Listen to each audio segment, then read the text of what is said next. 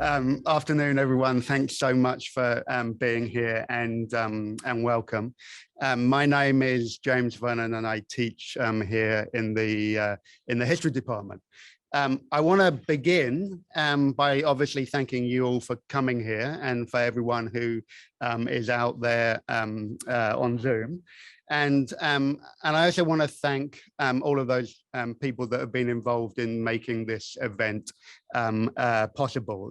The event has been generously co-sponsored by many people from across campus, by the departments of Geography and History, the Centre for British Study, the Institute for the Study of Societal Issues, the programme in Critical Theory, and our host, the Social Science Matrix. And I especially want to thank in the person in the back or next door, Eva Cito, for all of the work that she's done here at Matrix to get us ready for today. Eva's one of those amazing members of staff, of which we have many on our campus, who make everything that we do possible, and their work often is hidden and unnoticed. So I want to recognize that today. Thanks very much, Eva. So it's my great honor and pleasure to welcome Catherine Hall to Berkeley. Catherine is Emerita Professor of History and the chair of the Centre for the Study of the Legacies of British Slavery at the University College London. I normally hate long, pompous introductions. So forgive me today, that I'm going to spend a little bit of time trying to do justice to Catherine's work, both because she's been a huge influence on me personally, but also because I think that she's the most important historian at work today in my field. I'm not going to read out the series of seminal books that she's published or recount the nauseating number of gongs and honors that she's accumulated in the past decades. Instead, I basically want to briefly lay out, in my view, what makes her such an extraordinary scholar. Firstly, most scholars only get to write one field-defining book in their life if they're really lucky. Catherine has written a bunch of them, and she's drawn in doing so variously on Marxism, on feminism, on post-colonial theory, on the Black radical tradition, to help us make sense of the histories of capitalism, patriarchy, slavery, and imperialism in Britain and across its empire, but particularly in Jamaica, as we'll hear today. It seems remarkable to me that since I was an undergraduate in the early 1980s, Catherine's work has consistently and repeatedly allowed so many of us to understand the world and its history in new and refreshing ways. Perhaps one of the reasons why she's been able to sustain this remarkable level of intellectual creativity over so many decades is because Catherine is an activist scholar whose historical work has always been a political intervention on the present. Trained by the Marxist historian Rodney Hilton, it was Catherine's activism in the women's liberation movement during the 1970s and 80s that sharpened her critical gaze on the gendered forms of capitalism and class formation in a wonderful series of essays that I remember reading in the late 70s and early 80s, as well as, of course, the wonderful Family Fortunes that was published in 1987. Her engagement with the troubling politics of race in Britain next propelled her to confront the collective amnesia about slavery and imperialism and their role in the making of modern Britain. The Centre for the Study of the Legacies of British Slavery has done more than any other scholarly project that I can think of to make Britain's and even an enormous range of British institutions, from universities, from churches, to museums, to banks, to municipal councils, and even Parliament itself, to acknowledge and confront the bitter fruits of that ugly past and begin the work of repair, if not yet of reparation. Thirdly, for all of her creativity, Catherine's work is also characterized by an intellectual generosity and a recognition of the importance of scholarship as a collective endeavor. From the start, she worked alongside her friends and fellow activist scholars in the women's liberation movement, most obviously in that amazing journal, Feminist Review. There was the phenomenal collaboration with Leonore Davidoff for Family Fortunes, and there have been an enormous number of jointly authored books and edited collections, as well as editorships of a variety of journals like the History Workshop Collective. And most recently, of course, she's worked alongside her colleagues in the Legacies project since 2009. Finally, although really I'm only getting started, what I most admire personally about Catherine's work is the way that it's always been acutely conscious of the delicate balance between structure and agency. And that balance in which people, both in the past and present, are forced to make their lives in conditions over which they have often so little control. A defining feature of her work is that she approaches making sense of the structural forms of capitalism and imperialism and slavery by understanding them at specific moments and conjunctures, the ways in which they're emplaced and experienced in particular times and settings. And we're going to see that again today. It's perhaps only at this scale that we are able to see the conditions of possibility for a politics of transformation. For in Catherine's scholarship, there is always hope, even in the least hopeful of circumstances, such as those that we now inhabit. So I can't promise that she's going to cheer us up today, but colleagues, please give a big Berkeley welcome to my friend and comrade, the incomparable Catherine Hall.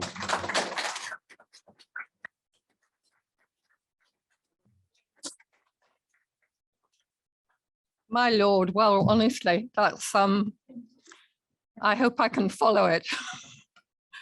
Thank you so much, James. Well, no, it's not fun, what I'm going to talk about. It's quite hard work, really. So I just hope you'll travel with me. So it's a great pleasure to be here in the history department, or invited by the history department and all the other people and institutions that have invited me, which of course I didn't know about. But anyway, thanks to all of them, and thanks especially to James Vernon for the invitation to be here. The starting point for the work I'm going to talk about tonight is a man called Edward Long and the History of Jamaica that he wrote in 1774. But the starting point for that is the Legacies work that James has mentioned, which began 12 years ago. We've now had over 2.25 million hits on our website. We're widely recognized as having shifted understandings of slavery and emancipation in the UK and beyond. Much of the focus from the Legacies project has been on the question of the wealth transmitted from the Caribbean to Britain and contributing so significantly to the development of industrial capitalism. But the transmission of racial thinking, I have always argued, was quite as significant, and Edward Long is a crucial figure in that. He's sometimes described as the father of English racism. So my story today begins with him. He was the third son of a gentry family whose wealth had been derived over 3 generations from the labor of the enslaved on the plantations in Jamaica, which they had owned since the 1650s. His great-grandfather, Samuel, was one of the founding fathers of the colony. Edward was born and educated in England and had expected to live his life there as a gentleman lawyer. But the unexpected death of his father in 1757 left him with a meager inheritance. He was advised by his uncle Beeston, the head of the London West India Merchant House of Drake and Long, to go to Jamaica, where he could expect to make a fortune. Jamaica was renowned as the place where you could make a fortune. Aged 23, he borrowed capital and established himself as a planter, buying one of the family plantations, Lucky Valley, from his older brother, Robert. Now, this is the 1804 Robertson map of Jamaica, which we've used very extensively on our database. And the blue marks show the district of Clarendon, which is the area, one of the first areas to be settled. It had been settled by the Spanish. And in fact, the plantation that Samuel Long bought or got through patent because he was a lieutenant in Cromwell's army had already been worked by the Spanish for indigo. So the two plantations that they live off for many generations are Lucky Valley and Longville. And if you just look at the map of Jamaica, Spanish Town is just to the right of where you can see Longville, which was the capital of Jamaica at that time. So Clarendon is a very fertile area, was excellent for growing cane, and was one of the first areas to be settled by the English in the 17th century. So we've used this map very extensively. As you'll see, if you go to our website, we've created a map of Jamaica with all the white dots are all the slave owners that we've tracked. And if you press on the white buttons, the details come up of the slave owners in those particular places. So that's just one of the aspects of the work we've done with the database. So Edward set about improving, in the language of the 18th century, the property, determined to make as much money as he could as soon as possible so that he could return to the mother country. And within months of his arrival, this eligible young Englishman had made an advantageous marriage to Mary Ballard Beckford, who was the daughter of an established slave-owning family on the island. And he was determined that his children should be educated in England. During his 11 years in Jamaica, he bought enslaved people and land, rebuilt the works at Lucky Valley, and managed to increase the yield of sugar and rum very substantially. In 1760, the year after his arrival in Jamaica, the major rebellion known as Takis Rebellion took place, the most important uprising of enslaved people in the Atlantic world in the 18th century, prior to the successful revolution in Haiti. It was an event which left him fully aware of the dangers inherent in the society which the colonists had made, with its massive demographic imbalance, anything between 10-to-1 and 18-to-1 in those decades of the 18th century. Elected as a member of the House of Assembly, the representative body for propertied white men, he took a very active part in colonial politics, asserting the rights of freeborn Englishmen to their legal and political privileges. By 1759, he had accumulated enough capital to pay off enough of his debts to return to England with his young family, expecting to live the life of a well-to-do West Indian, as they were called, thanks to his Jamaican property, both in land and people, and the ever-expanding demand for king sugar. On his return to England, he found that much had changed. The end of the 7 Years' War in 1763 had brought a signal increase in Britain's global power.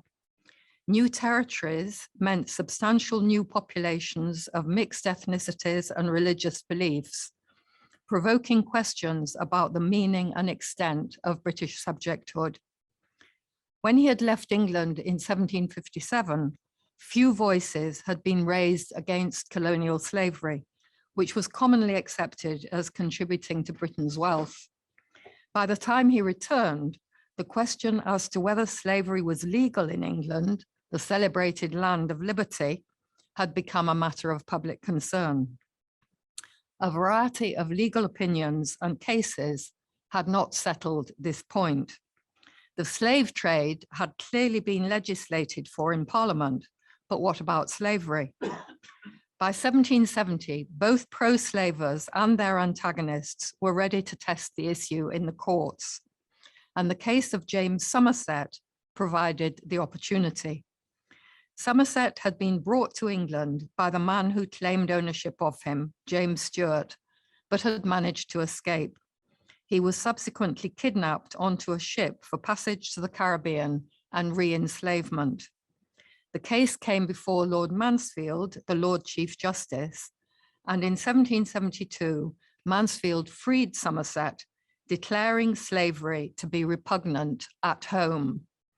He demarcated between England, a place that did not permit the kidnapping of Africans in order to re-enslave them, and the colonies, places where slavery was legitimate.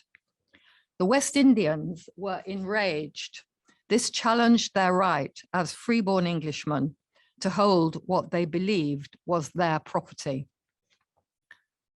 Long's first act was to pen a furious polemic against Mansfield, who had attempted, as he put it, to wash the blackamoor white.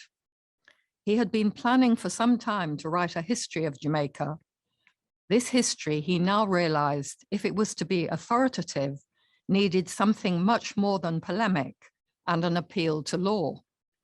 In the wake of the Somerset decision, he had to convince his metropolitan audience that colonial slavery was not only essential to British wealth and power, but that Black people were naturally different, unequal, and born to serve those who were white.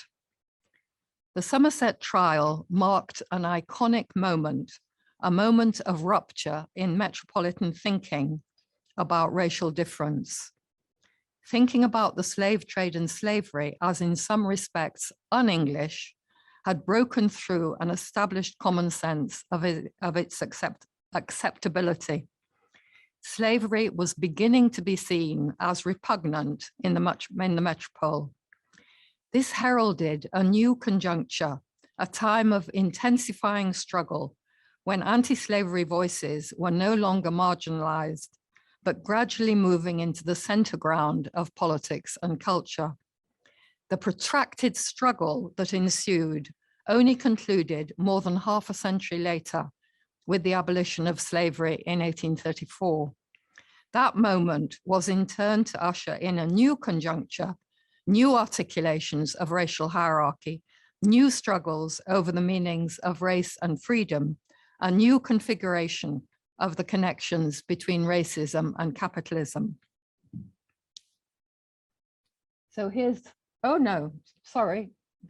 I don't know how we got to that. Anyway, that's Leadenhall Street, which is where the merchant house was that I'm going to come to. I thought I was going to show you Edward Long. There he is. This is in the National Portrait Gallery, this particular iteration of him. And this is the frontispiece of the history, which he published anonymously, but which everybody realized very quickly was by him. So Long published his 3-volume history in 1774. He was speedily recognized as the authority on the island of Jamaica. The work circulated in the US as well as in the Anglo world, and it has remained in print ever since. The text has been mined by innumerable scholars of the Caribbean on every aspect of Jamaica, its inhabitants, plantation economy, political system, topography, and natural history. It's well known to those interested in the intellectual history of race, for it was one of the first texts in England, in English, to maintain that racial difference was essential and natural, that inequality was ordained by providence and embodied in blood, skin, and hair. Edward Long is the man and his History of Jamaica, the subject of my current work. People ask me, how can you bear to spend so long with such an obnoxious figure whose writing has had such damaging effects and whose racist thinking still reverberates? My answer is that a better understanding of the entangled histories of Britain and the West Indian islands they colonized can hope to play a part in repairing the damage wrought by slavery and colonialism. That harm can never be put right, but the recognition that there is a debt to be paid, one that stretches from the past into the present, is critical to hopes of a more egalitarian future. The work of reparation for slavery and colonialism is centrally concerned with the relationship between past and present. It was the English who established the colonial system and racial slavery in Jamaica. Those of us who live in Britain now are beneficiaries of the gross inequalities associated with that history. Racialized inequalities in contemporary society have their roots in slavery days. There is a debt to be paid, but it will not happen without a recognition of Britain's historic involvement with the slavery business, our responsibilities now, given in the ways in which our lives have been enriched over centuries. I began my work on Long, assuming that my focus would be on the ways in which he theorized racial difference and how to make sense of him psychically. What are the psychic mechanisms that allow people to be racist? The more I studied the text, the more I realized that he was providing me with an account of the workings of what we now call racial capitalism in the mid-18th century. The organization of the trade, the plantations, the state, the law, social and biological reproduction, the land, and the peoples. And it's that I want to talk about briefly today. Racial capitalism has become a much used term in our time. It's a rhetoric. It's a way of talking about first the of all, interconnected Marcus systems thanking of racialized racialized attending, and thanking capitalist Marion formations. for organizing this, for the The invitation. financial And crash thank you to of my 2008 for brought this a new interest in great capitalism in its wake, some of it paying little or no attention to questions of race or gender. Current debates on racial capitalism draw on strands of thinking from Marxism to Black radicalism and feminism. Marx understood the accumulation associated with wealth from slavery as pre-capitalist, for his definition of capitalism depended on the centrality of wage labor. British Marxist historiography, which, as James said, I've been very influenced by, expanded that insight of Marx and understood that colonial expansion was crucial for capitalist development. Robin Blackburn took up these arguments with a new emphasis on race. But following Marx, Blackburn continued to argue and continues to argue that the plantation system was what he calls extended primitive accumulation and facilitated the emergence of a fully capitalist economy. Black radicals insist on the formative role of racist exploitation in the making of capitalism. Terrible is the real soul of white culture, wrote W.E.B. Du Bois in the early 20th century, as he investigated the centrality of colonialism to inequality. Those who claimed title to the world, as he put it, grounded that claim in personal whiteness and designated dark people as beasts of burden. His account of the simultaneous emergence of racism and capitalism was rooted in US slavery. This was a capitalism reliant on the elaboration, reproduction, and exploitation of notions of racial difference. Both CLR James and Eric Williams explored the intersection of racism and capitalism in their histories of the Haitian Revolution and the British business of slavery. Caribbean economists have long insisted that the plantation system was a fully developed capitalist system. Racial capitalism, as you probably all know, as a term, can be traced back to the 1970s, particularly to South African scholars and activists engaged in the struggle against apartheid and developing a grasp of the interconnected political and economic histories of that formation.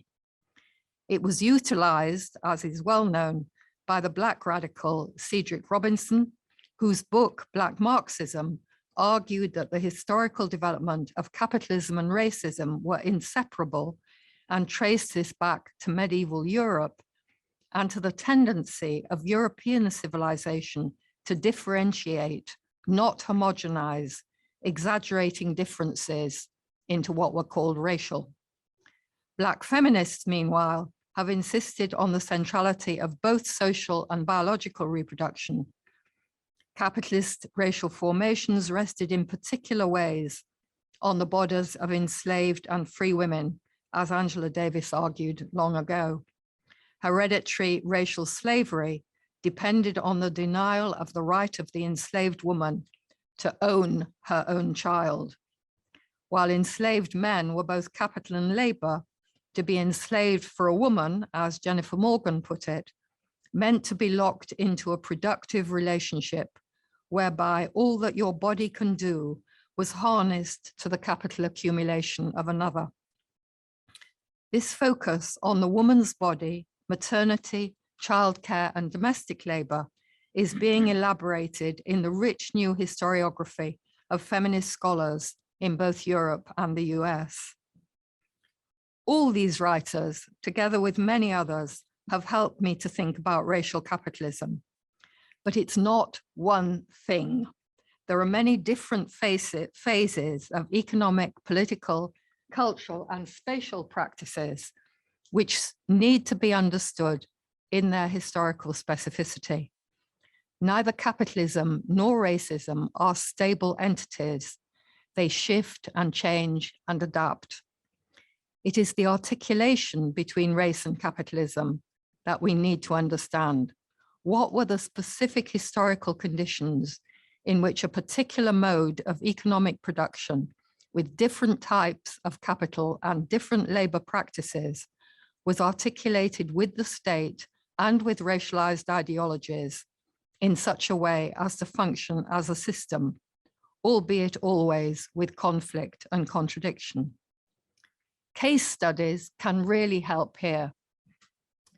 Walter Johnson's focus on the practices of the cotton economy with its interlocking but distinct labor regimes, rather than on abstract forms of capitalism and slavery, provides one example. And James Vernon's account of Heathrow and the making of neoliberal Britain gives us another. It's this kind of analysis which I'm attempting to construct in my exploration of racial capitalism in the mid-18th century Atlantic context. Long knew that the history he wrote was the most powerful intervention he could make in the politics of slavery, more significant than the development of his plantation Lucky Valley, or his role in the colonial assembly, or in the debates in England on the slave trade. He little knew how long the legacy of his volumes would be.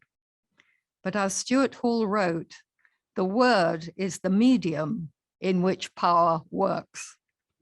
Long was a key architect, both of the practices and the theoretical justifications for racialization. He named himself and his family white with a capital W, owners of property in freedom. Enslaved men and women in his parlance were Negroes with a capital N. As a white British historian, I have my own debt to pay, one connected to my own familial link to Jamaica, my knowledge of the long and terrible legacies of a hierarchy based on the color of skin, My work, as I understand it, is to unpick Long's history, grasping what it can tell us about colonialism, exposing the contradictions in his thinking, the impossibility of fixing racial categories as he tried so hard to do. I aim to both provide an analysis of racial capitalism in the mid-18th century Atlantic and an account of how Long made an effective split between his sense of what it was to be white and human and what it was to be African. What were the psychic mechanisms involved in that? Racism rationalized that split, allowing him to disavow what he knew and refused to know, that Black people were human, just like him. The system of West India trade was a capitalist system. It centered on enslaved Africans, sugar and rum, and developed over time across the Atlantic. It was complex and hybrid, transformative of African and Caribbean societies and the mercantile capitalism of early modern Britain. It marked a particular phase in the organization of racial capitalism, when goods were exchanged for people. Cane was transformed into sugar and rum. The circuit in its original triangular form operated from England to West Africa, the Atlantic to the Caribbean, and back to Britain, utilizing different regimes of exploitation. Captives were violently seized in West Africa with no payment. They were sold on the coast by African traders to Europeans. Men, women, and children were priced and became human property. White sailors working for wages manned the ships. Once in Jamaica, factors renamed Africans as slaves and Negroes and sold them to the planters at a new price. They were human capital, animate capital, the most valuable asset of the plantation where they lived and died. The sugar and rum they produced were shipped back to the metropole by predominantly white waged labor. White men manned the docks, the warehouses, the counting houses, and the refineries where the muscovado was processed. This hybrid system of exploitation of enslaved and waged labor depended on imperial protection and the circuit of credit in the form of bills of exchange. Promissory notes crisscrossed the Atlantic and allowed credit to flow, debts to mushroom, capital to accumulate, particularly in the hands of the merchants. Each moment in the circuit of capital, production, reproduction, distribution, and consumption, was embedded legally and politically in racialized, gendered, and class practices. The West India merchants sat at the center of the circuit of the sugar economy, and the house of Drake and Long, the head of which was Edward's uncle Beeston, was the oldest and most respected firm in the Jamaica trade. The West Indians needed merchants who had the financial capacity to extend long-term credit. London had a large and growing market for sugar, was a financial exchange and shipping center, and the seat of the imperial government. It was well situated for the growth of the West India merchant houses. The work of these houses was extensive and varied.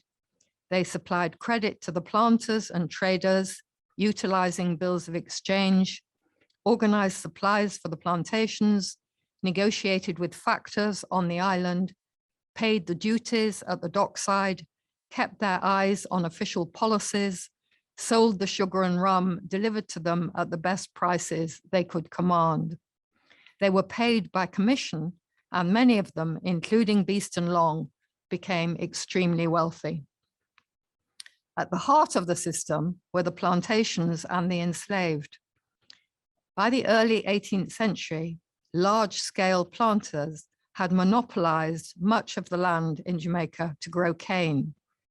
They depended on merchants for the capital to buy land and labor, build the mills, boiling houses, and distilleries that were essential for these factories in the field, as Sid Mintz memorably described them. They paid with rum and sugar. By the time Long left Jamaica in 1768, there were 296 enslaved men, women, and children on Lucky Valley, producing on average 300 hogsheads of sugar and 150 puncheons of rum. He was getting a profit of approximately 10% a year. They were organized in gangs to maximize labor efficiency and supervised by Black drivers and a number of white artisans and bookkeepers. A clear hierarchy of labor was both gendered and racialized. The majority of field work was done by women in the first gang, responsible for the heavy work of hoeing and planting, cutting the cane and delivering it to the mill. The second gang comprised the older women and weaker men who took on lighter tasks, while the third gang of children and the old weeded and picked grass and collected dung.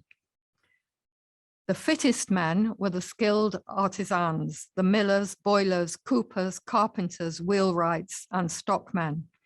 And the most trusted men served as drivers, enforcing discipline with the whip under the eye of the white overseer. Violence and coercion were systemic, the power of the slave owner backed up by that of the colonial state.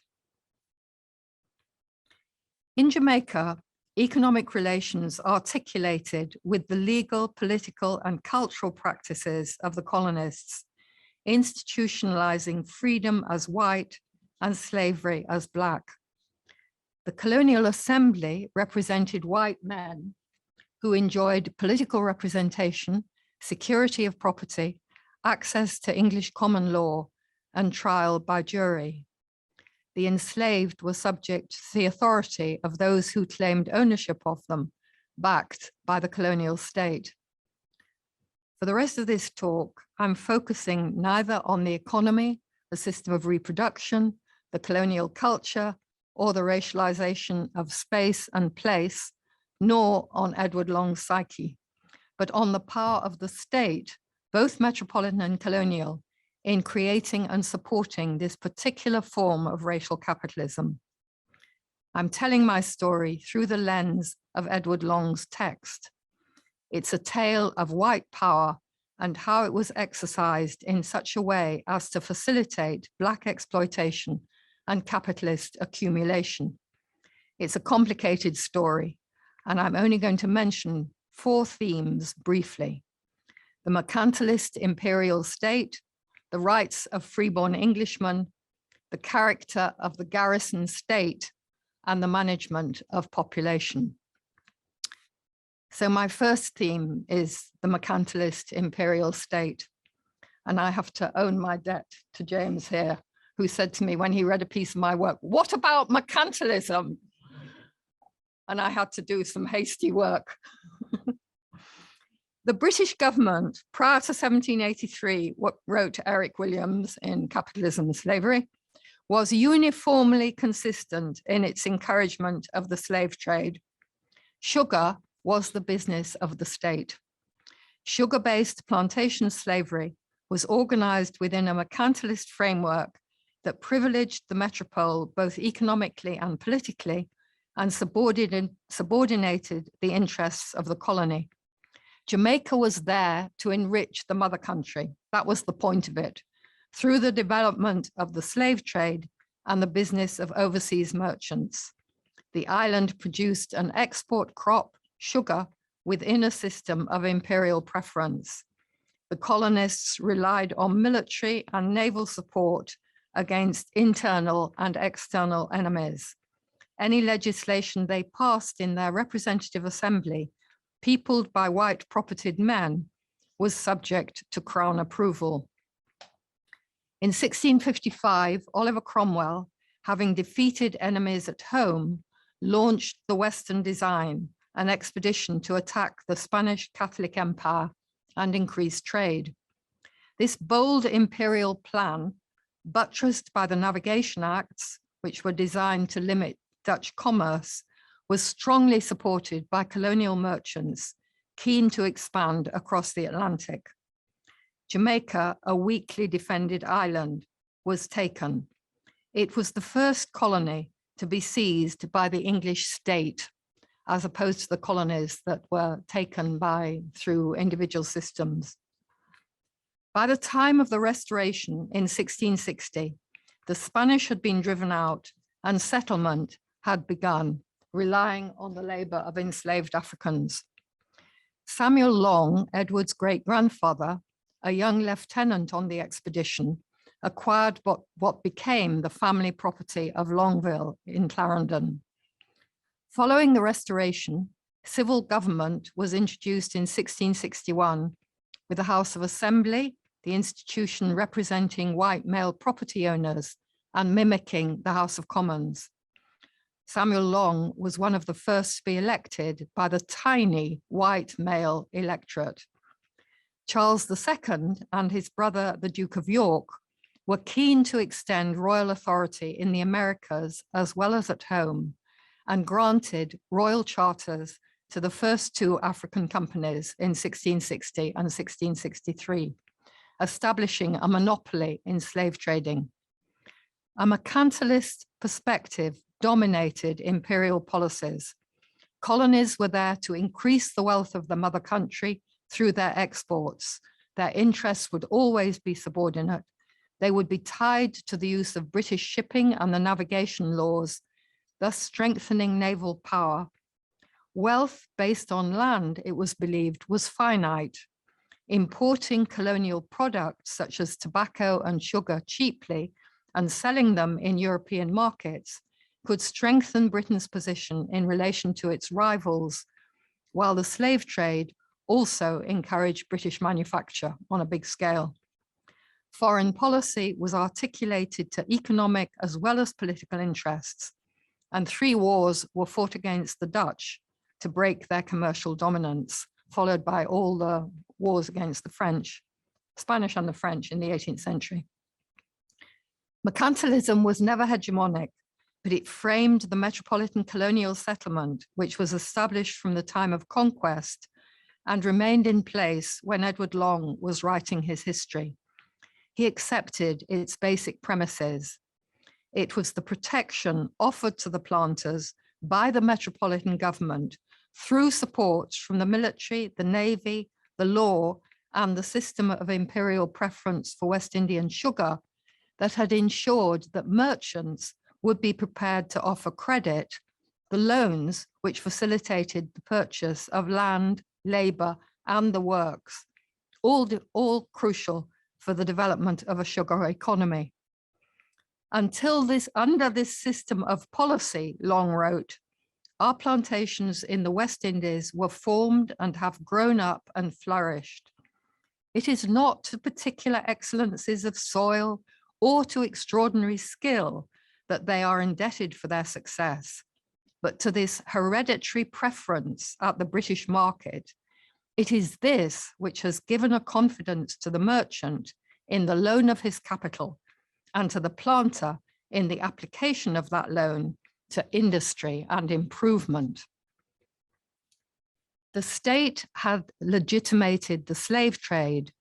It had been stamped, long argued, with the consent of the whole kingdom, not only because the consent of Parliament is taken to be everyone's consent, he wrote, but as the whole body of the people have in some degree or other been benefited by the advantages which it has ultimately produced. I couldn't believe it when I read that sentence in the history. It's what we've been arguing, madly arguing for the last decade, trying to get Britons to recognize that they've benefited, you know. The Statute of 1732, for example, he cited, named Negroes as liable to be seized, levied on, and sold as chattels and movables, the same in the hands of the owner as lands, houses, or other real estate, and liable to be taken in execution and transferred by sale in the same manner as personal things. our statute law, long concluded, declared Negroes to be a commodity and the absolute property of the purchaser. Geopolitics played a central part in this system. The rival mercantilist claims of the British and French empires dominated the 18th century with a succession of wars. Since wealth was believed to be finite, struggles for control of territory, of peoples, of enslaved Africans, of sugar, tobacco, and other commodities erupted globally. War both disrupted trade and brought opportunities for rich prizes and government contracts. Colonial merchants, with a powerful sense of their place in an expanding national economy, promoted war with Spain and France, envisioning a flourishing Protestant empire with prosperous trading colonies. Imperial aspirations and patriotic fervor peaked in the 7 Years' War, when anti-Gallicanism, as it was called, was at its height, fueled by English fears of loss of masculinity. Long arrived in Jamaica during the war, the British triumph and consequent global dominance ushered in a period of great prosperity for the planters. These were the years when Long was improving Lucky Valley, accumulating the capital that would allow him to return home. Long was a passionate Englishman who also became a West Indian, a diasporic figure. His anti-Gallicanism and fear of the competition from the ever-expanding sugar production in Saint-Domingue was tempered by his envy of French government support for their colonists, which he compared favorably with English neglect. France, he opined in an angry passage, has treated her colonies as a favorite nursery, able to produce flourishing plants and good fruit.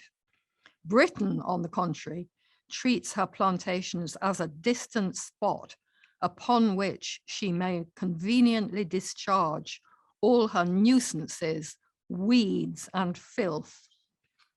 His acceptance of mercantilism, in other words, was cross-cut with a conviction that the system could be greatly improved and a certainty that Jamaican wealth was far from finite. So my second theme is the rights of freeborn Englishmen. Jamaican colonists, led by Edward's great-grandfather Samuel in 1680, and subsequently by Edward himself in 1766, were insistent on their rights as freeborn Englishmen. These rights were first confirmed by Charles II, but required staunch defense in the face of metropolitan claims. The colonists had agreed, as they put it, to leave their homes and settle in a far-off land, growing cane to expand the wealth of the mother country. In exchange, they claimed security of property, both land and people, rights to the English common law, trial by jury, and the right in their representative assembly to make their own local laws necessary for the tropical island they inhabited. If the right to trade freely in Africans was a right of freeborn Englishmen, and that had been won with the defeat of the monopoly of the Royal African Company, so too was the right to hold Black people as property in a slave state. The Slave Code, the first version of which was passed by the Assembly in 1664, systematized and codified what was already common practice, bolstering the individual authority of the slave owner with the powers of the colonial state.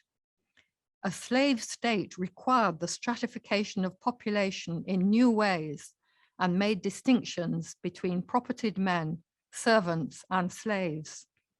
Their slaves, their Negroes, as colonial law described them, were identified in explicitly racialized ways, and heathenish, brutish, and uncertain, dangerous pride of people, unchristian, animalized. Captive Africans must be made kinless, rootless, and subject to the absolute power and physical authority of their masters. The entire system of plantation slavery in Jamaica depended on routine violence and coercion on a scale now thought to be the most brutal in the hemisphere in the 18th century. The colonial state, representing the collective interests of the planters, would deal with disturbance and rebellion. Slaves were to be strictly controlled in their movements, were subject to slave courts and terrible punishments. If found in possession of weapons, they could be put to death. Runaways could be transported or sold. If any Negro were to be executed for criminal acts, his owner would be compensated by the public purse. Legal acceptance of the criminal agency of an African was, of course, a recognition of personhood, the very humanness that chatteldom denied. And it's a contradiction which captures the practice of disavowal, the knowing and not knowing at one at the same time, that was at the heart of the enslaver's mindset. Hereditary slavery, meanwhile, was never legalized in Jamaica, unlike in Virginia and many of the US states, but was embedded in customary practice. Metropolitan governments dealt with conflicting interests, both political and economic, and their concerns were frequently at variance with those of the colonists. This led on occasion to intense conflict with governors, a subject on which Long wrote eloquently. The colonists, while recognizing their subordination to the mother country, were determined to protect their relative autonomy and their privileges. They would not be subject to political tyranny, as they defined it, utilizing the language of 17th century republicanism to resist the royal prerogative. They asserted their right to resist, while at the very same time asserting their right to exploit those they had enslaved. Freemen are not slaves, as Long's colleague Nicholas Burke put it. A freeman has his life, his liberty, and his property secured to him by known laws to which he has given his consent. Edward Long, schooled in Whiggism from childhood, delighted in quoting Locke, who he read very selectively. Civil society was based on consent, his favorite quote, the great and chief end, therefore, of men's uniting into commonwealths and putting themselves under government is the preservation of their property, the mutual preservation of their lives, liberties, and estates. Long knew that planters were accused of hypocrisy.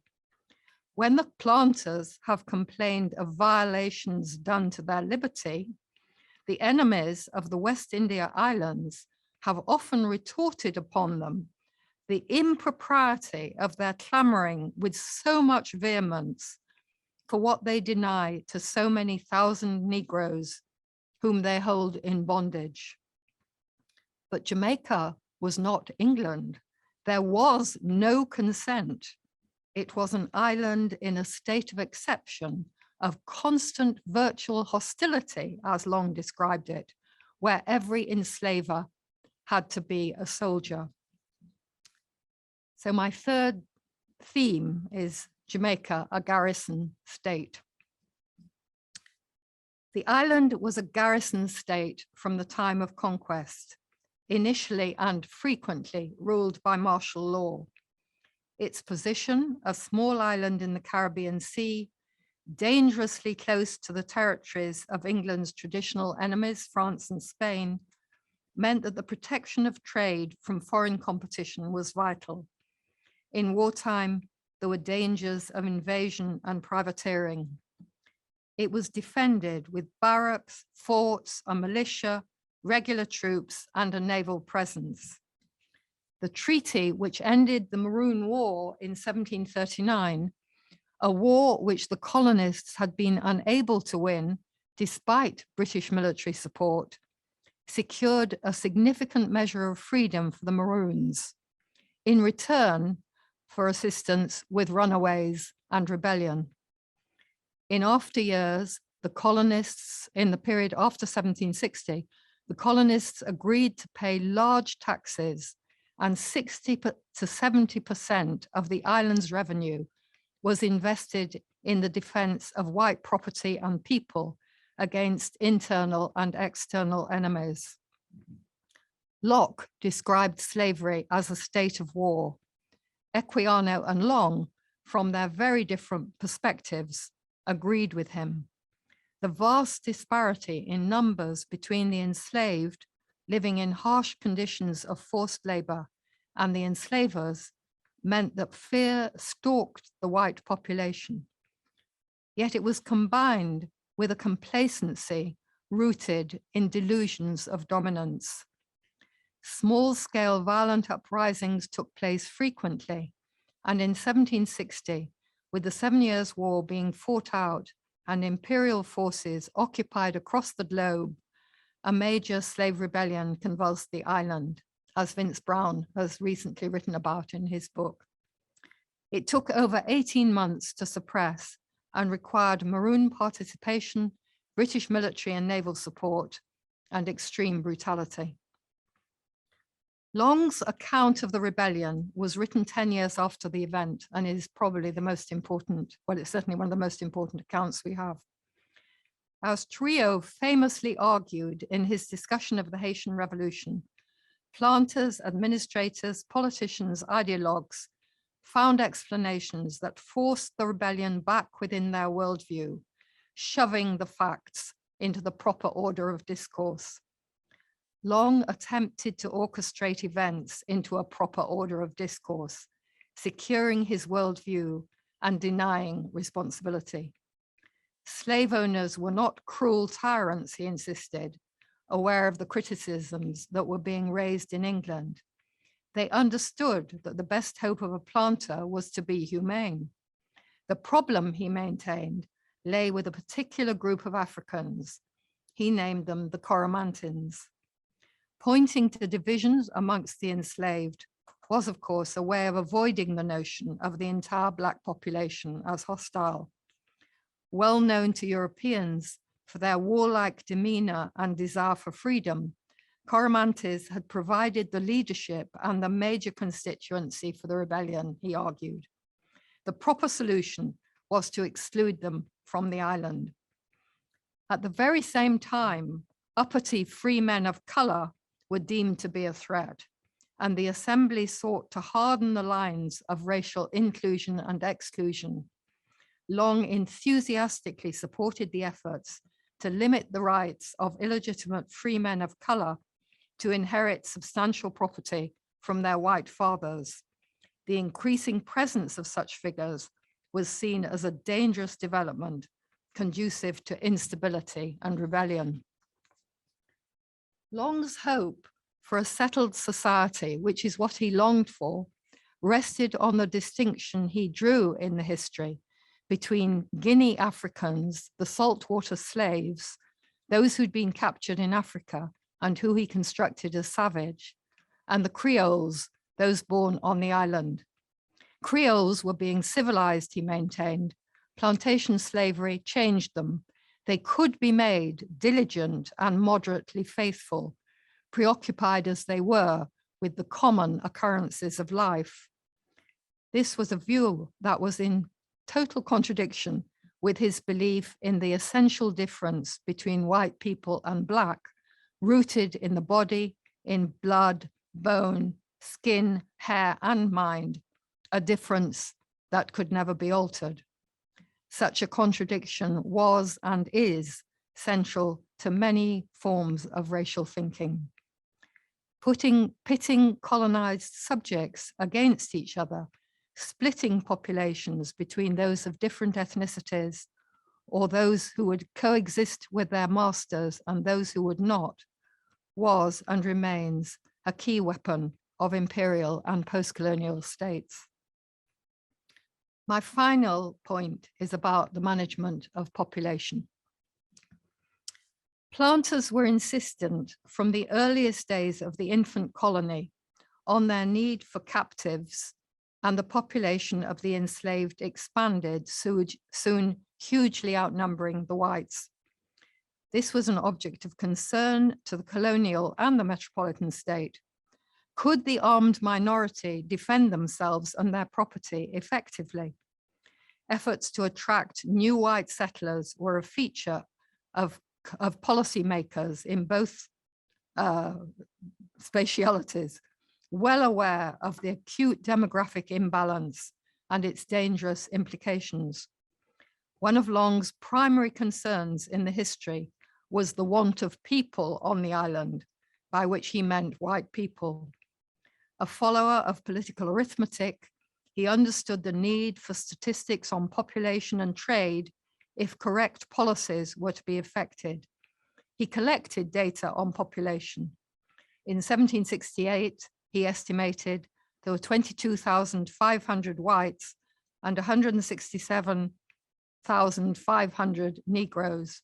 At the same time, his figures on mortality revealed that the enslaved population across the island were not reproducing themselves, something he was well aware of in relation to Lucky Valley, since he had to buy new captives regularly to maintain his labor force.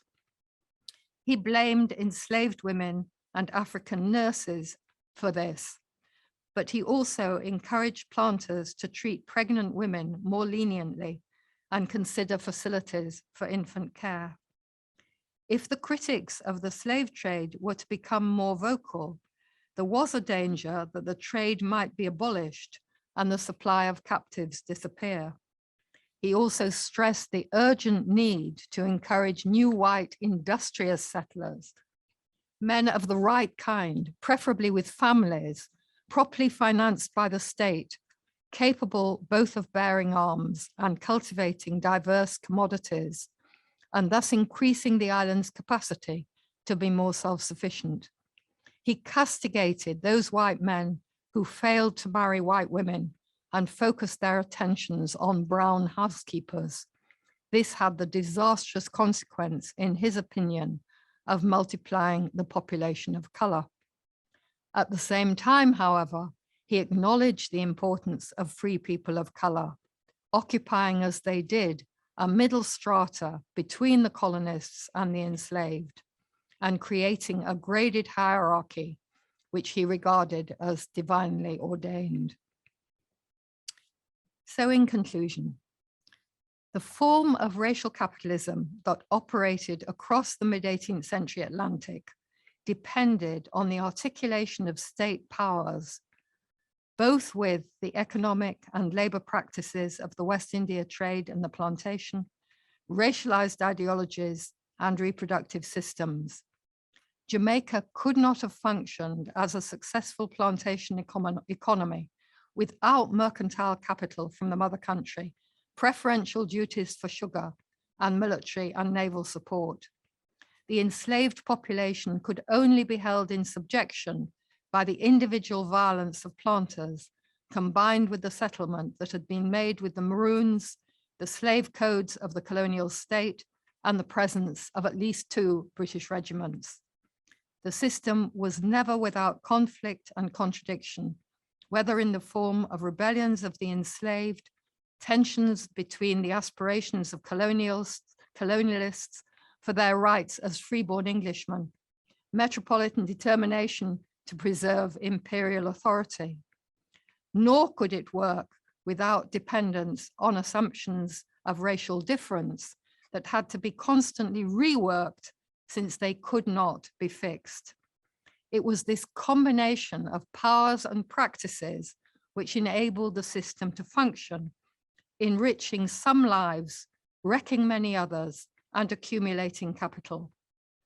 By the 1830s, approximately 50 members of the Long family were living in England off the slavery business. It's this complexity we need to understand if we are to make use of a concept such as racial capitalism. We need case studies, we need historical specificity about the changing forms of capitalist organization and labor, as well as the shifting forms that racism and racialized identities take. Thank you.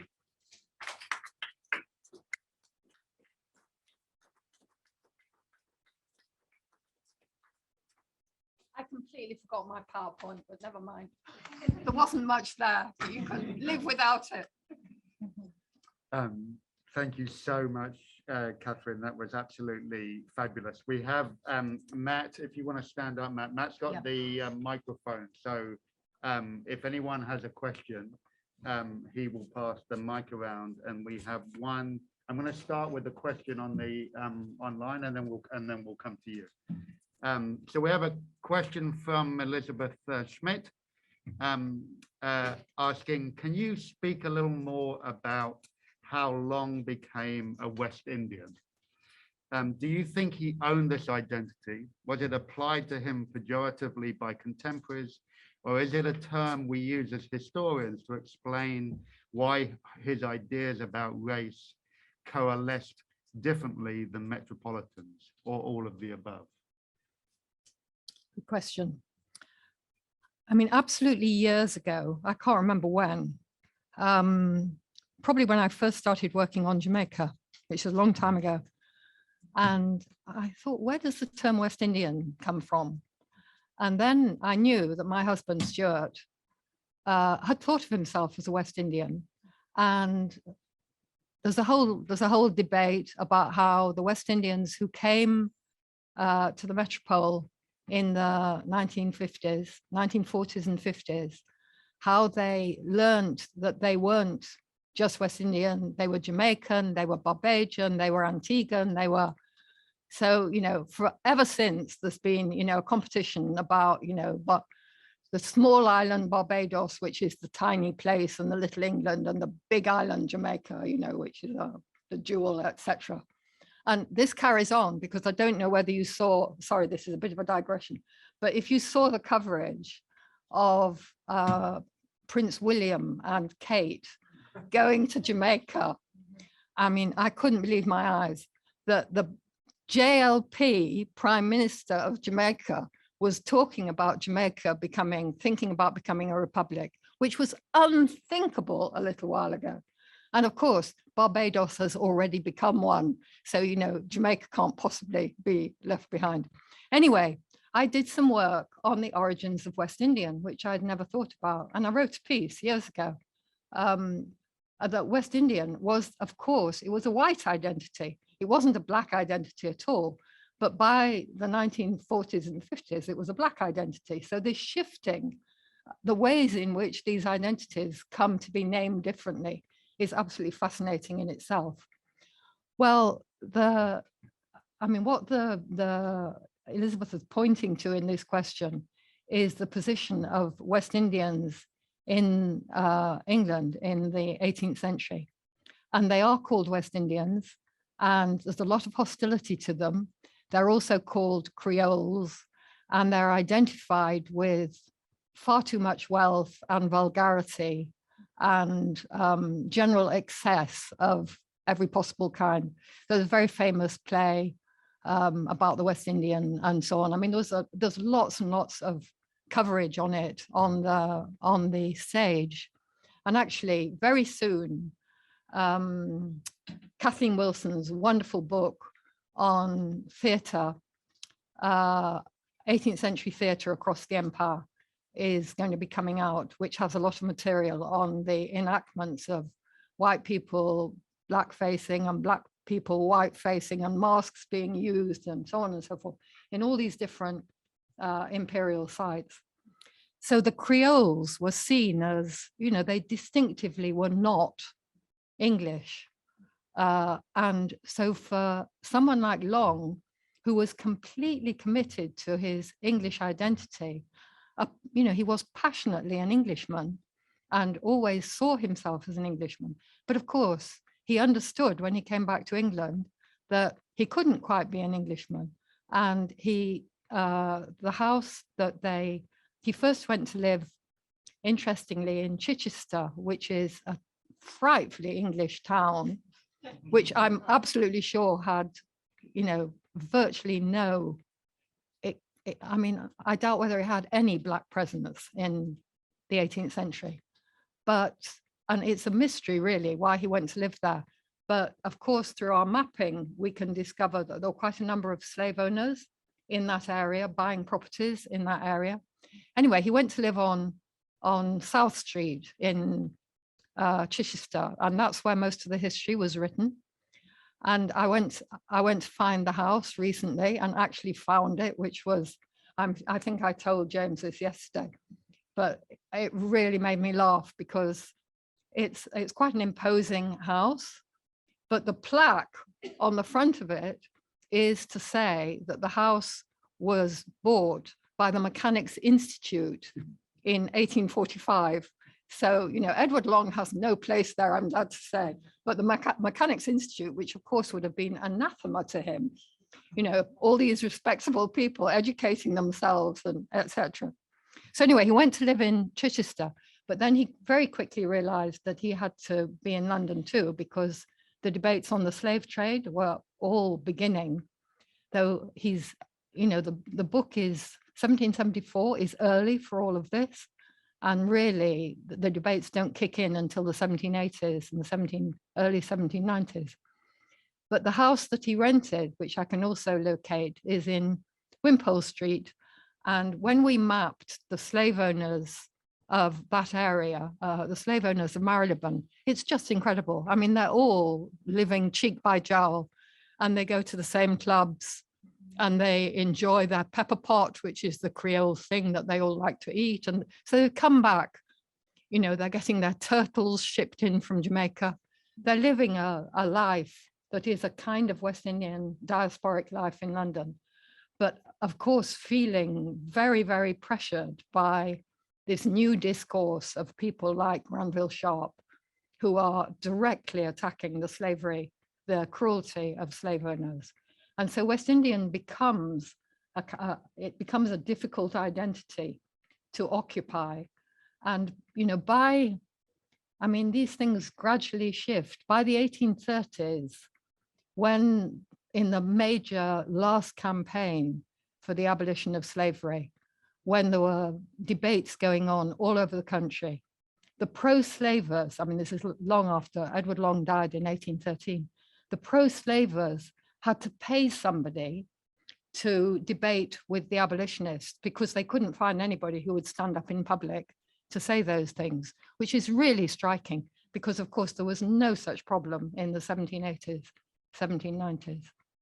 So whether they're at that point, well, then another bit of work I did, which it does connect, was in relation to the first batch of the work on the Legacies project was all about the compensation, the £20 million in compensation that was paid to the slave owners at the end of, at the time of emancipation, which was the deal that the slave owners won because they were so powerful, both in the House of Commons and in the House of Lords. And the Whigs knew they could not get it through without the support of the West Indian interest, which was still powerful at that time. So they paid the 20 million in compensation.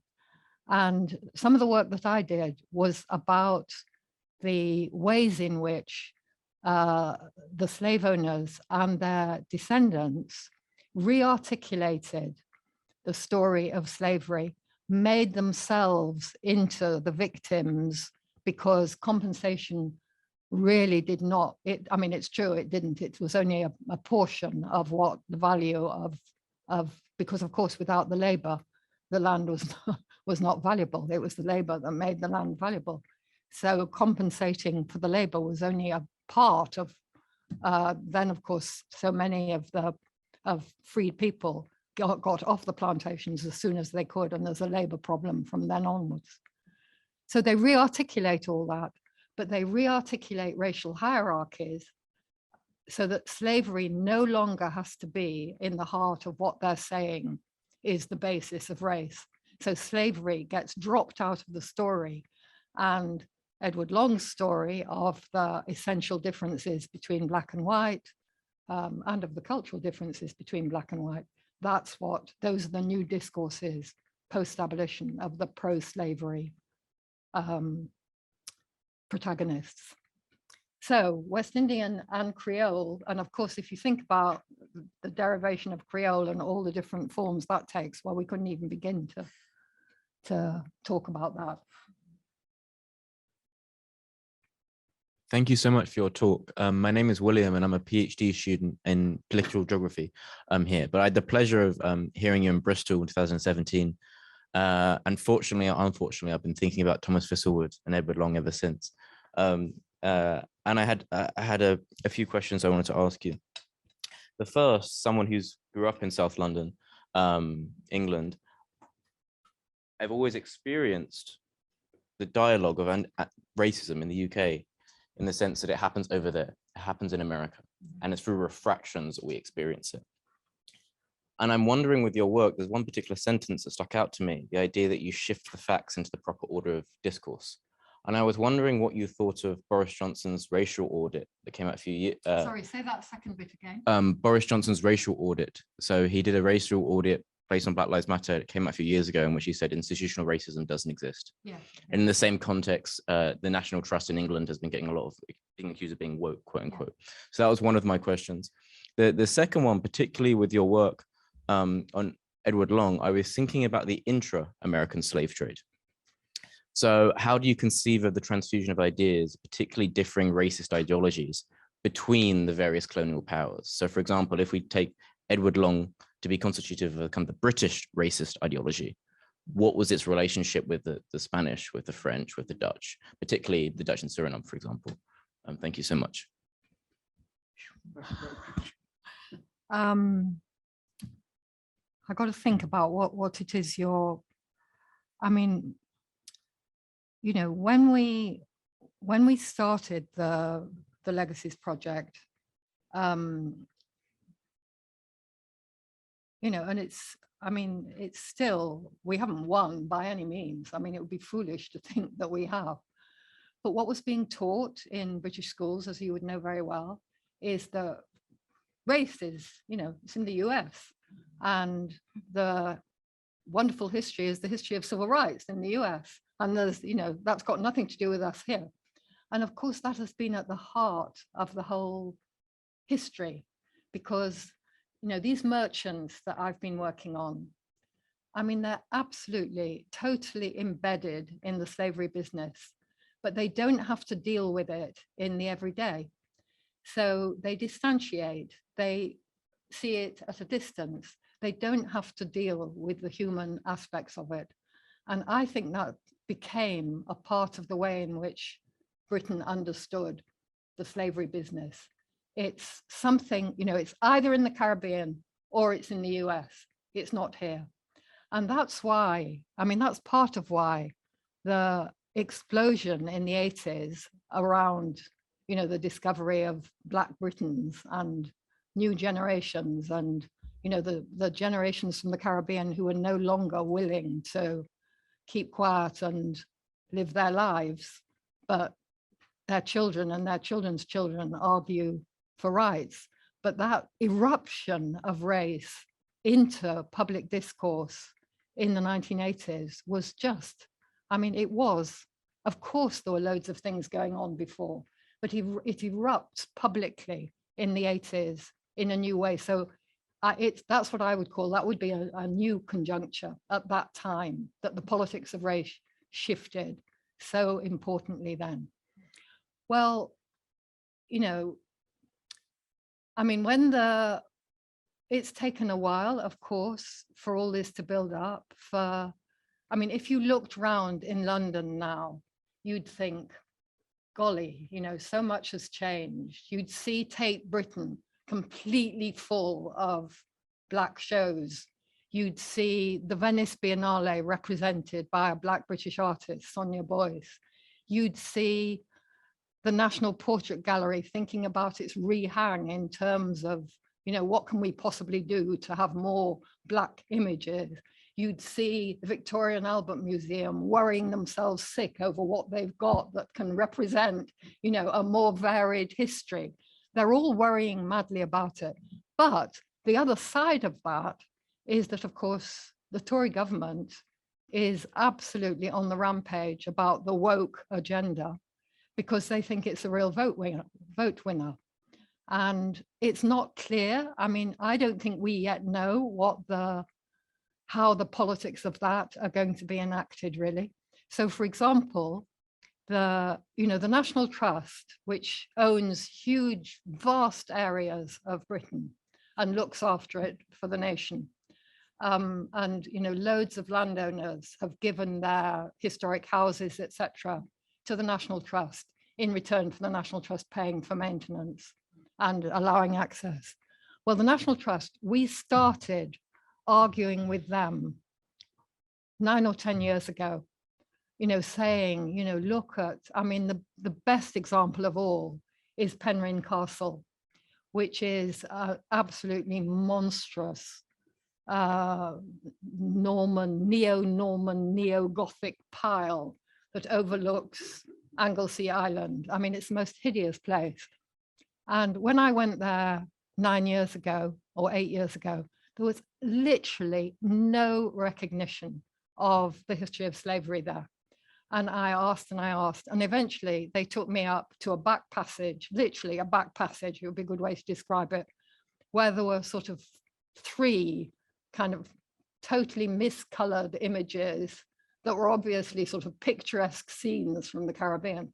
Well, I mean, Penryn Castle was built on the back of Jamaican property, 4 plantations in Clarendon, the Dawkins family, and on the back of the quarries which the Welsh worked, which the slave money also went into. So this incredible place was built on a combination of slavery and white exploitation, and particularly actually ethnic exploitation, because the quarriers themselves were Welsh speakers and the overseers were all English speakers. So there's a fabulous story about Penryn. Anyway, people have been working away at it for ages, Welsh historians, English historians. And then the other day, to my absolute, so then the National Trust finally produced their report on 90 of their properties which have connections with either slavery or empire. All hell broke loose because, this is a desecration of our beloved National Trust, etc., etc. But the right tried to organize a whole campaign to replace council members at the National Trust with not woke people who would go back to an older vision of what the National Trust should do. And they didn't win. So, sometimes, but at the same time, Corinne Fowler, who wrote the report, has had the most god-awful time, of course, on social media, etc., the most horrible attacks. So there's a complicated struggle going on, and we have no idea how it's going to play out. And, of course, the iconic thing that happened was the taking down of the Colson statue in Bristol. But the city of Bristol is terribly divided over what they want to do with that statue. There is no simple answer. There really is no simple answer. And there's really an attempt in Bristol to get a community discussion about what to do with this statue and all the other things they've got in Bristol. But to find the common denominators in that is really, really, really difficult. Catherine, I'm going to ask you. I'm sorry, I shouldn't answer at such length. Yeah, we have a few more questions, and I do want to get them in. Yeah, I'll be much briefer. Matt, have you been doing an order? Yeah, I think down here we got Steve. The other question was about the ways in which the racialized forms of capitalism in Jamaica compared to different European. Yeah. But that's such an enormous question. I suggest you have that conversation. Anyway, afterwards. the answer is I don't know. Okay. Yeah. Okay, thank you. My name's Stephen Small. I'm a professor here in African Diaspora Studies and director of the Institute for Societal Issues. A comment and a question. So I'm one of the so-called rebellious West Indian generation that you mentioned in the 70s and 80s. And I want to confirm or just, endorse your interpretation of what was going on, because at that time in the early 80s, we didn't have a single book about Black people in Britain until Peter Fryer, who's a white guy and not an academic, produced this book. So in Liverpool and across the country, and particularly in London, 99% of what we read was about Black America.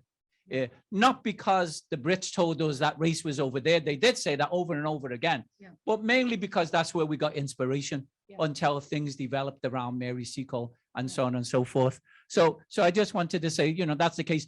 And it's very important. And of course, right now, because I was a teenager in the 70s, and because we were desperate to find things and couldn't find a thing, I see all the improvements. There's now 50 books about Black people in Britain, and my phrase is, look, it's not as much as we deserve, far from it, but it's far better than what we had around the nation. Okay, now here's my question. So one of the tremendous things that the Legacies of Slavery has done has shown that the compensation was scattered across all the four corners, if there are four corners, of Great Britain and elsewhere. And in your talk on racial capitalism, you say there's a need to look at particular conjunctures and particular configurations. So I'm wondering what your thoughts would be about the transmission of wealth from Jamaica to England. How would you approach how much went to London, how much went to Liverpool, how much went to Bristol, the usual suspects, but also how much went to Wales and how much went, elsewhere. I presume that kind of information is available not just for the compensation, but also for slavery. Is that the kind of thing you're thinking about when you say we need to look at case studies and look at these particular transmissions, or is it something else? Thanks. Well, I'd say we absolutely, first of all, of course, you're completely right in the first comment you make. There was nothing, and now there's so much, and there's so much going on, and at so many different levels. So, there's academics, there's journalists, there's television documentaries, there's films, there's artwork, there's community projects, masses of community projects, local historians. It really is a transformation, and lots going on in schools.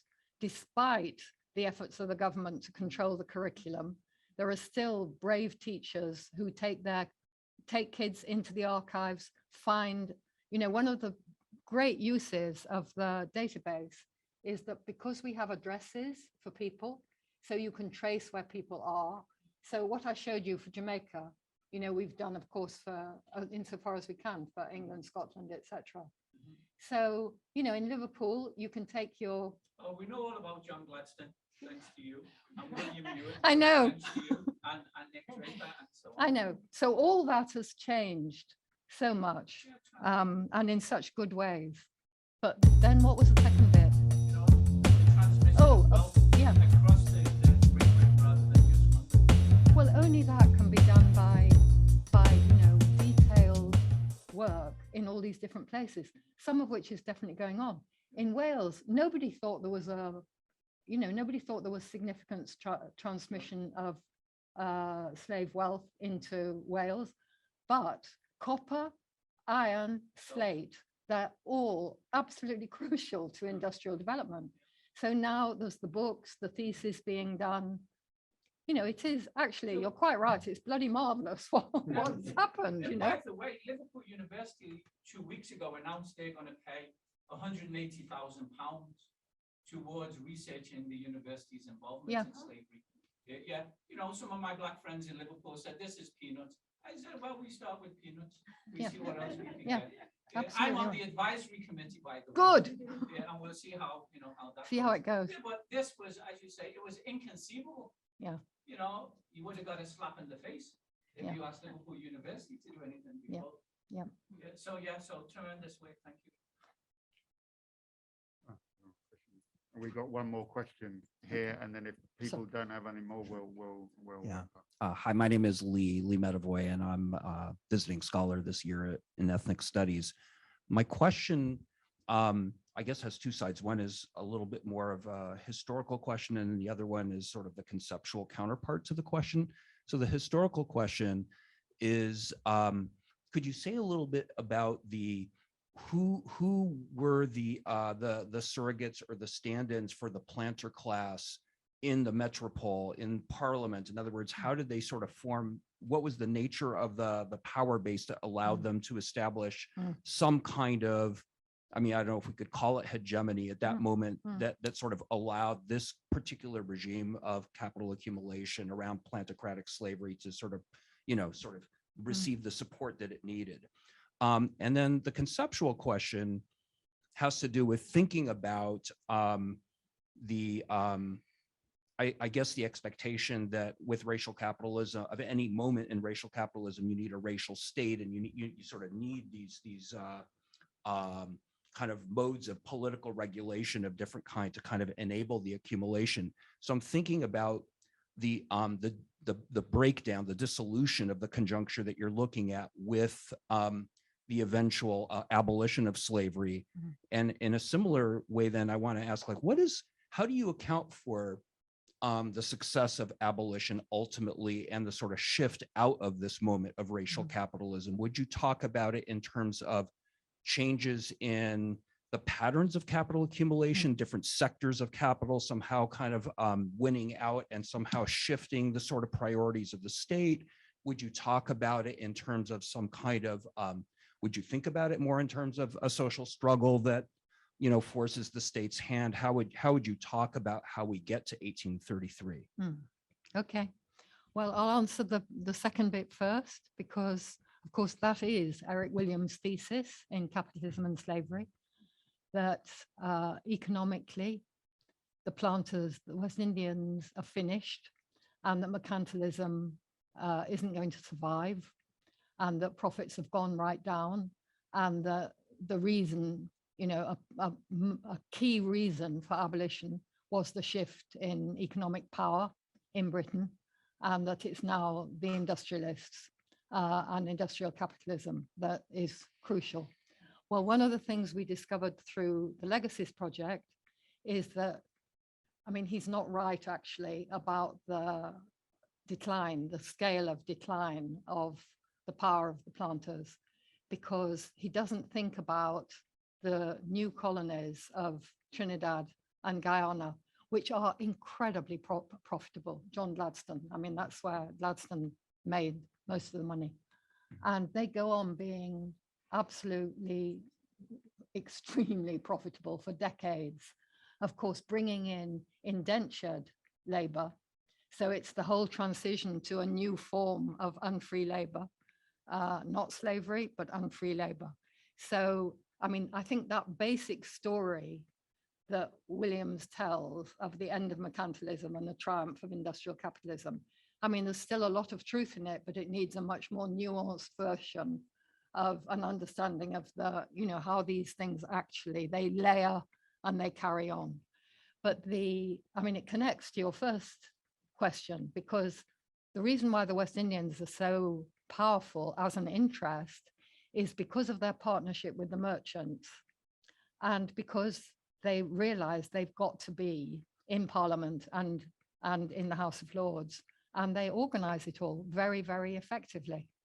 So, a long time ago, people did counts of how many West Indians there were in Parliament, and there was a very strong interest, but also the royal family, they were strong pro-slavers, and I mean, the House of Lords was absolutely critical to it all. So one of the other important things about the story we have told through the Legacies project is that, I mean, whereas Williams thought what there was, the end of mercantilism, humanitarianism, and Black resistance. I mean, he never says it's all about the economy, but he emphasizes the economy, because the previous body of historiography is all saying it's nothing to do with the economy. It's only about humanitarians. It's only about Wilberforce. But it's a more complicated story.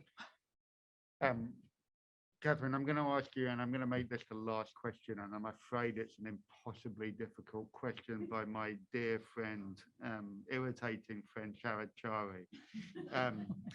He says, thanks for a great talk. Could we go back to the title, Racial Capitalism, what's in a name, ? To ask what the relationship of racial capitalism is to Marxist critique, since the term is now used by many non-Marxists. So what is in the name? Well, of course, there isn't any agreement about it. It's a matter of debate. And I mean, after all, Cedric Robinson, of course, was a Marxist and was in debate with Marxism. So there's the new versions of revisionist Marxism, which are talking about racial capitalism. But there are plenty of people who aren't Marxist at all who are using the terminology. But there are also, I mean, the term is just being thrown about all over the place. And nobody's sort of saying, oi, what do you mean? You know, so I think, you know, my main effort is to say, this is what it was at this time in this place. I'm not saying, I couldn't possibly say, this is what it is in your moment of Heathrow or in Walter Johnson's moment. You know, they're all different. So to me, it comes back to the articulation, as I keep on saying, between the economy, the state, the racial thinking, etc. It's all of that, but it's always going to be specific. But I don't think there's never going to be an agreement. I mean, it's one of those things where, you know, if it appeared in the Oxford English Dictionary, you know, there'll be a great long thing about all the different ways you could talk about it, most of which, of course, I mean, would have nothing to say about feminism or gender. But actually, the contribution that feminists have made to this debate is absolutely crucial because of women's labor in its different forms. But are they asking more than that? No, no. I can't do more than that. That's more than enough to do. That's my effort. Yeah, Catherine, thank you very, very much.